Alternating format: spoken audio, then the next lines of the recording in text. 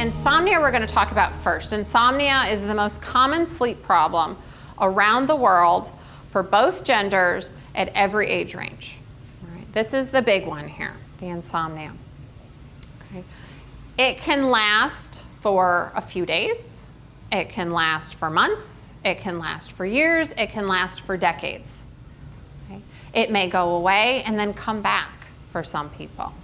Right? So it's a very unique experience that a lot of folks have with it. Signs of insomnia.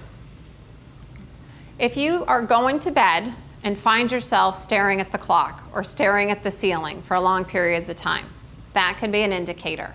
If you're waking up routinely through the night over and over again and having a hard time getting back to sleep, that can be a problem. Okay? If you're waking up and you're not feeling rested, if you wake up and you're ready to start your day but you're exhausted, another sign. Okay? Or if you don't have enough energy to get through the day. Okay? You may just keep coming up to that light sleep phase. So you may not be coming up to full wakefulness, but just by staying in that light sleep phase and not getting down into that restorative sleep, that can lead you to have these symptoms of feeling tired and not having enough energy, even though you feel like you're getting a good night's sleep. Okay, or the right amount of sleep that you should be getting. Just as insomnia is a very unique condition, there are also a number of causes for it. The short-term insomnia, we see a lot of folks that are having issues because they may be excited about something. Maybe they're going on a trip, or they have folks coming in to visit. There's a wedding coming up. There's a new baby coming. There's something that they're excited about. So when they're trying to fall asleep, when they're through all the distractions of the day, or if they wake up in the middle of the night, their brain starts going and they're thinking about all of those things. It could be something that they're anxious about or worried about. Same sort of thing. We also see a lot due to grief. The house can be a very lonely place at night if there used to be more folks in it, right? Or it's a quiet time. You don't have those distractions that during the day can help you get through that grief process. Right? Medication side effects, like I mentioned. If you're taking a medication that has a stimulant in it and it's not out of your body by the time you're going to bed, that can disrupt your sleep at night. If you're taking a medication and it has a depressant in it and it's in the morning, that's going to keep you running on lower steam through the day, and when that medication starts wearing down, you may be waking up more when it's time to go to bed.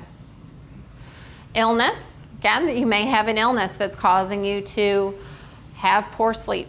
You may be moving around. You may have to get up more often. You may be in pain. Okay? What we see, though, in many, many cases with insomnia is that it's poor sleep habits that are causing it. And even if it's not the primary cause, what we know is by working on those sleep habits, even if it's something else that's causing the insomnia, this can drastically improve it. Okay? So with treatments for insomnia, there's three main categories of treatments. Sleep hygiene is what we're going to talk about today. Those are those good sleep habits that are going to help you get a better quality of sleep at night. If the sleep hygiene doesn't work, and that is always the first level of response on this, okay? And so we're going to do some level setting. I'm going to send you home with homework, okay? After that, if the sleep hygiene doesn't work, you have two options, right? There are medications for it. There's prescription medications and there's over-the-counter medications. Those are meant for short term. All right, so if you are having problems with sleeping because you're excited about something or you're anxious or you're going through the grief process, you can use one of those to give you kind of a little bit of bump to get a better sleep at night. But it is not something you want to depend on. It's not something you can stay on forever. Most of those sleep medications, whether it's prescription or over the counter, they don't recommend using for more than a month. All right? Cognitive behavioral therapy is another option. Cognitive behavioral therapy gets down to the core of the problem, whereas the medications really help with the symptoms. Okay, so cognitive behavioral therapy is like sleep hygiene on steroids.